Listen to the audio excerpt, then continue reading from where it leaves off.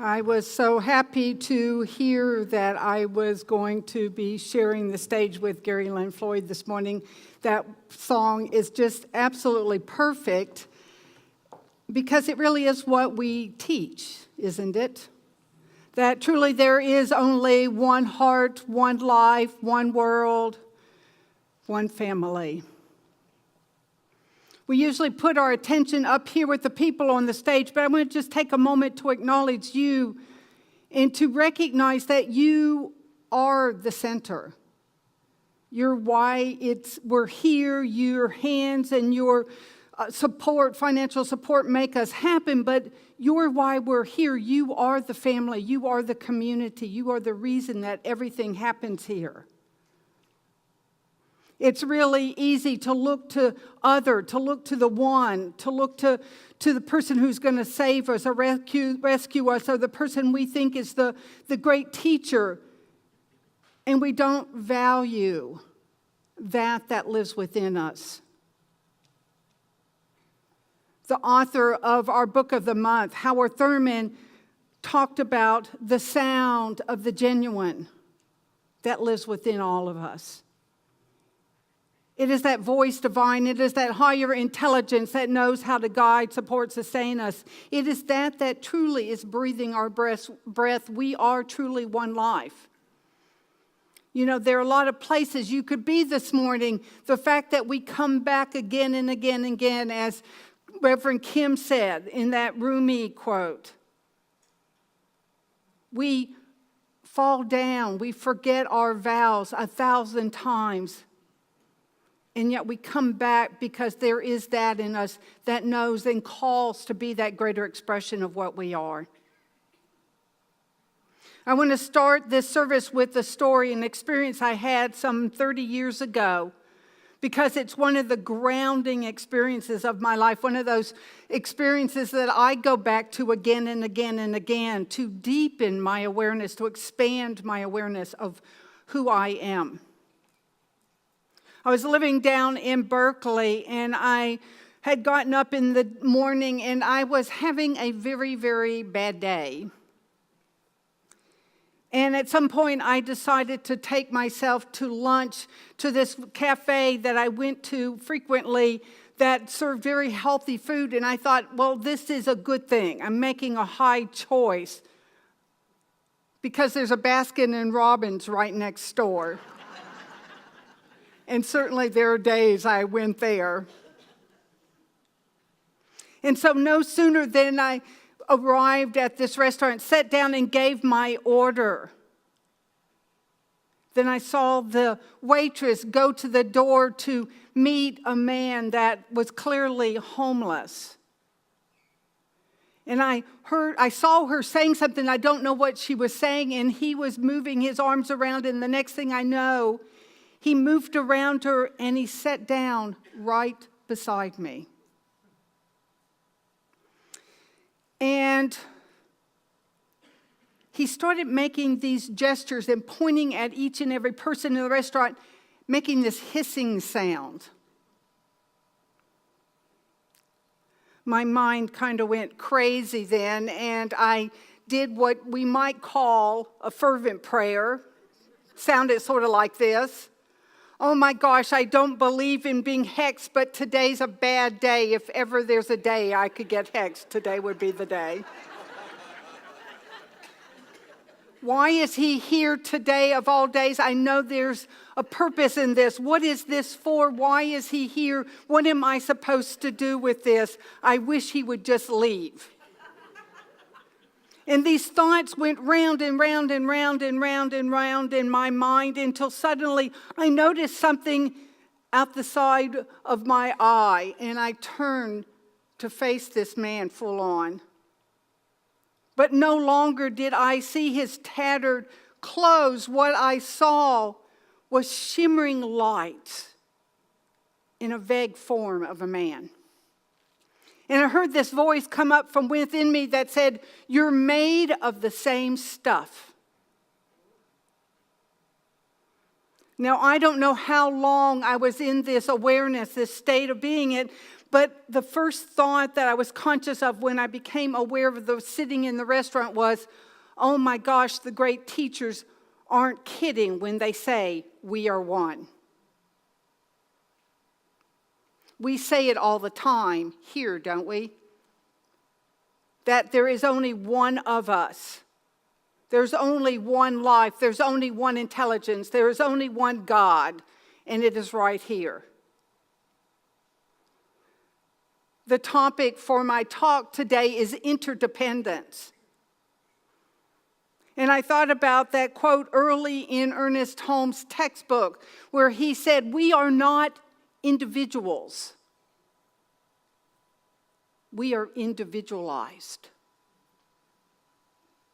What he was referring to is that although it seems like we are separate, that truly we're the one intelligence, the one life expressing through us, not unlike the tree with its roots connected down into the dirt, communing with the soil and the microbes and the earthworms, communing and connected to the air and the waters. And yet somehow we see ourselves separate. It's our human nature to see and sense separation, isn't it? I go back to this experience. This man has become my teacher because he reminded me what the great mystics have taught through the ages. And he reminded me and showed me a vision of what the quantum physicists tell us today. That literally we are living as one energy. That our particles are twirling and swirling and interlacing together. We are truly one life. And we are created to be here in these individuated bodies by that one intelligence. And it is that guides and supports and directs us always because it is the life. I love Hanya's reading from Howard Thurman when he said, and then we come to a time where God's life is showing up more than self.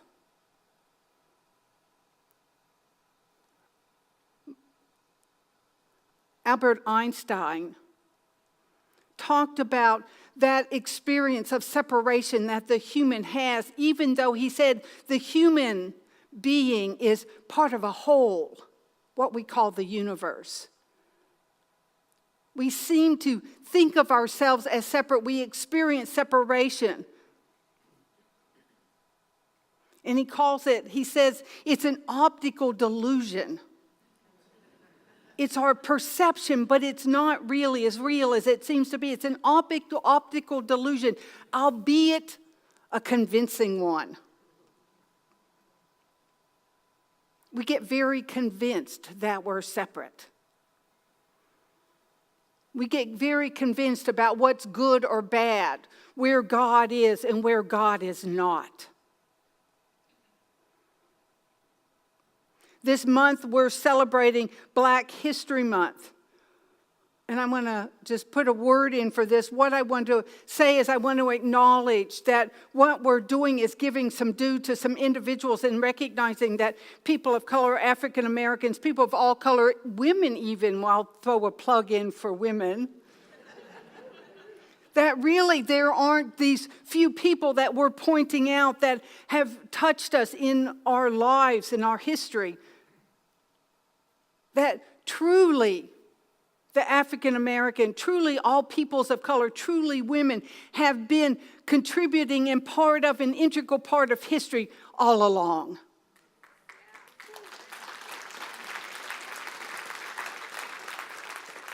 So really what we're doing in spiritual practice is we're taking our blinders off to see bigger, to experience bigger, to acknowledge that our lives are interwoven, interdependent, that no one and nothing is doing anything alone, separate.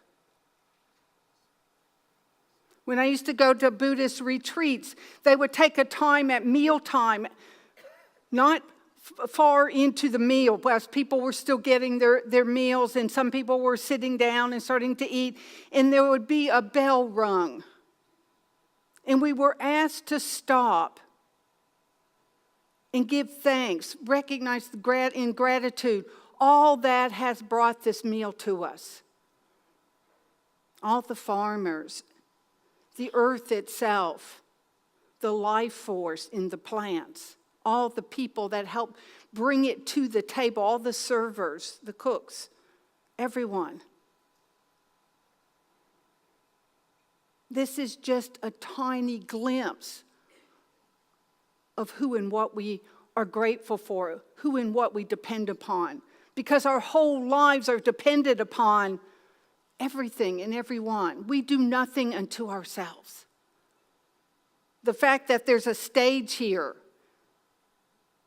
the fact that there are chairs here, that we have clothes on, that we have food, everything, all the way back into time.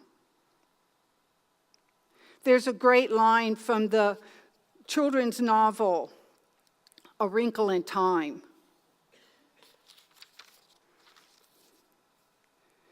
When Mrs. Witch says to the main character, Meg, "Do you realize how many events and choices had to occur since the birth of the universe to lead to the making of you just exactly the way you are?" So I want to give that to you this morning. Do you realize all the things that had to happen in life to bring you here? And truly what brought you here is that one life, that one heart, that one intelligence, that one divine presence. And it's calling to us, it's speaking to us in that genuine sound that lives within us. But we break our vows, we forget. I told a story in the first service of a time when I was teaching in Montessori school with my good friend Kim down in Berkeley. And we had gathered our 3 to 5-year-olds in the morning circle. And one of the little girls had brought in a picture storybook of the Bible. And my friend and I kind of glanced at each other. It's like, okay, what are we going to do with this? And so my friend said, "Well, show us your favorite page." So this little 5-year-old opened the book and showed us this picture of a God figure on the clouds in these beams of holy light shining down on the Romans. And then Kim said, "So what is it that you like best about this picture?" And she said, "Their clothes."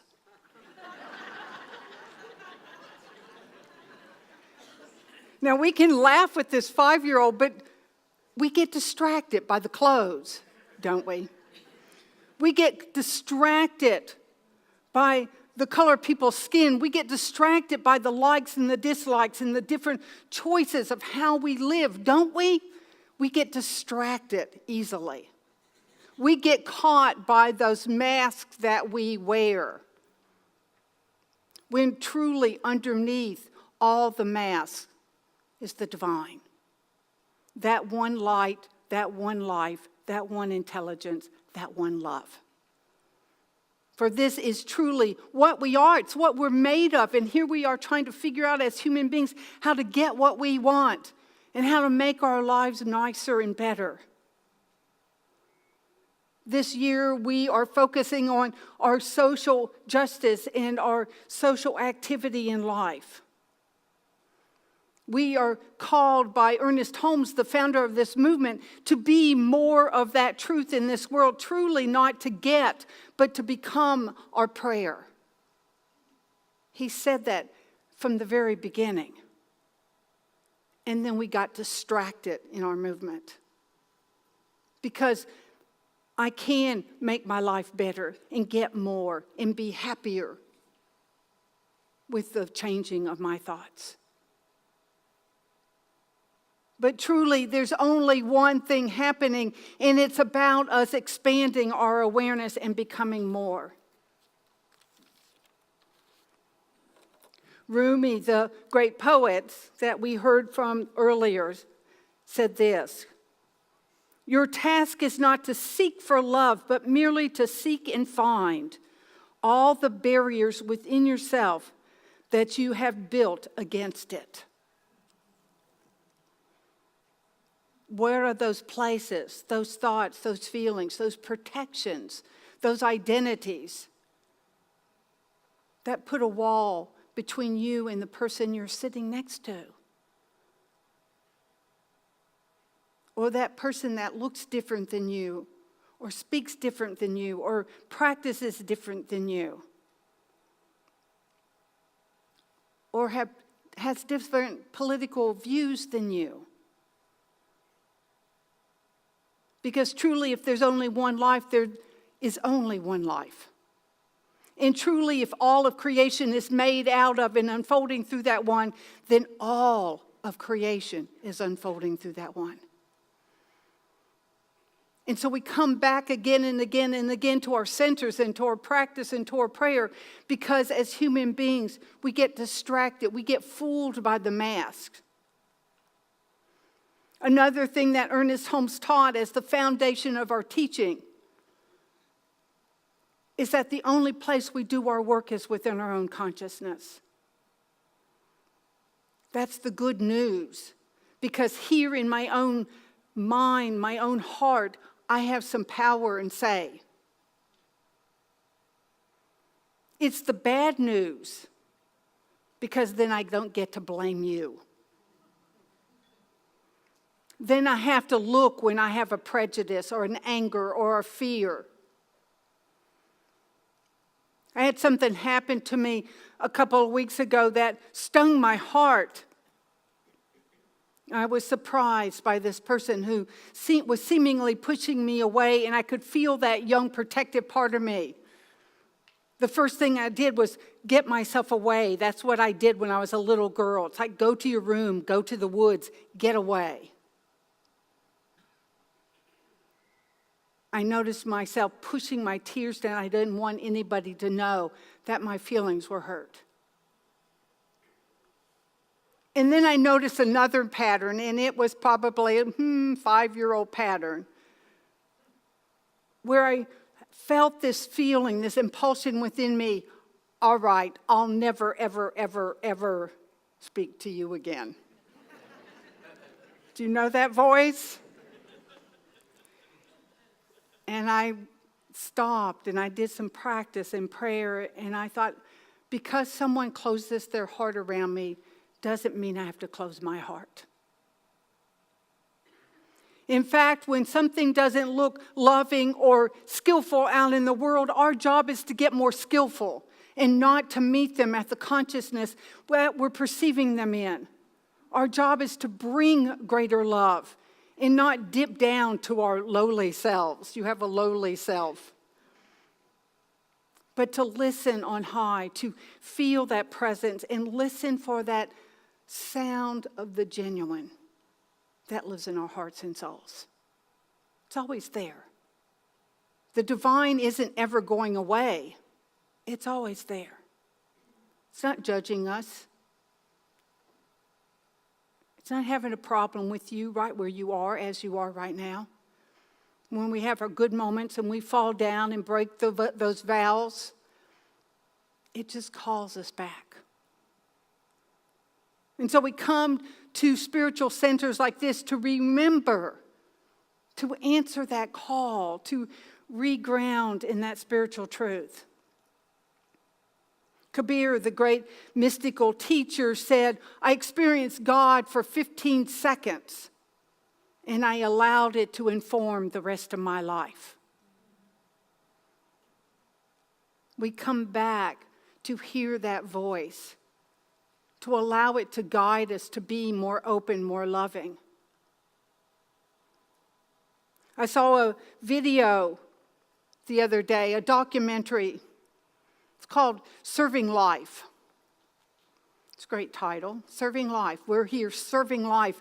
This was a documentary about men that were serving time in a Louisiana penitentiary. Life sentences, no hope of ever leaving. And because so many of these prisoners were never, ever, ever going to be released from this prison, the warden recognized he needed to do something about the prisoners that were dying. And so he created a hospice program staffed by prisoners. They had to apply for the job.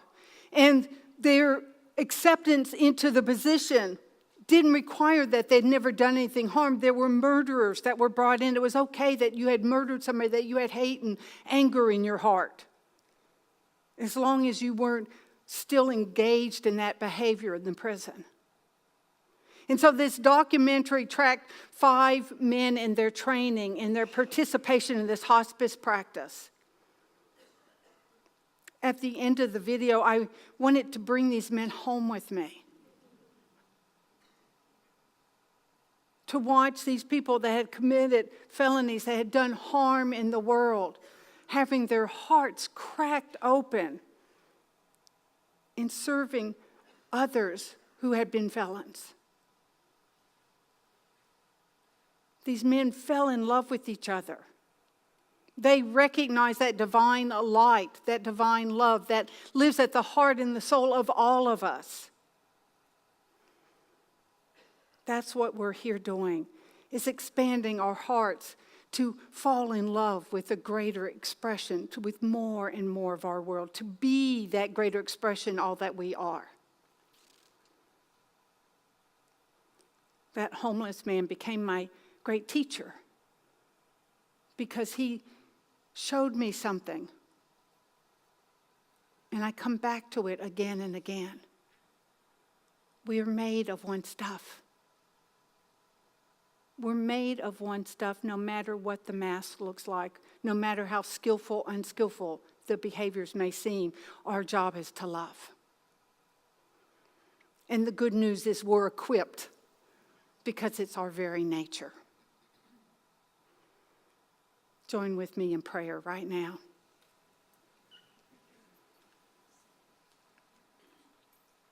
As I turn my awareness to that beyond human perception, beyond human understanding, that one heart, that one life, that one love right here.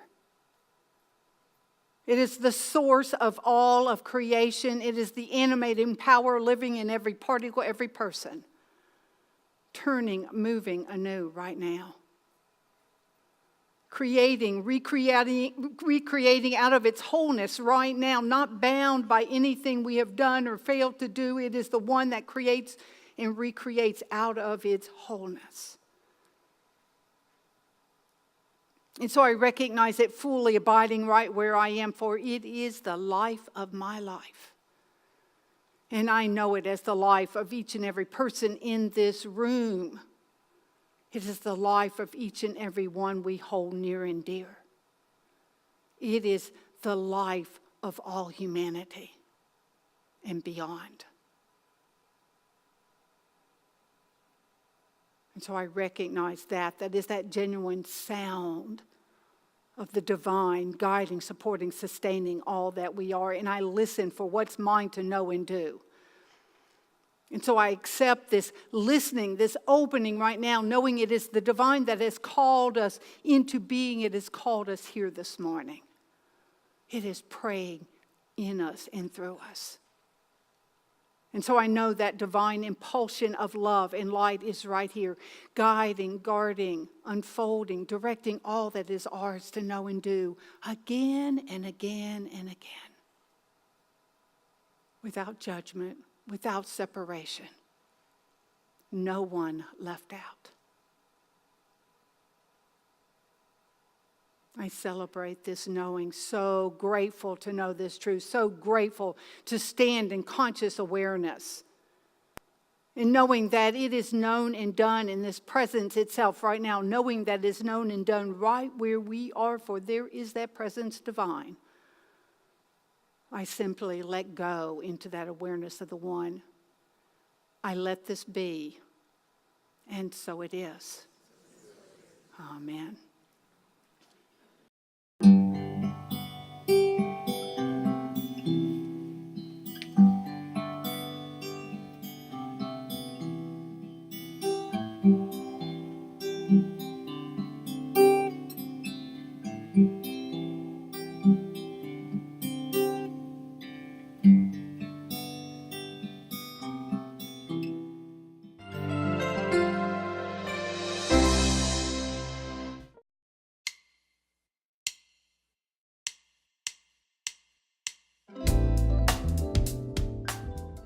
Here's a little-known Black history science of mind fact.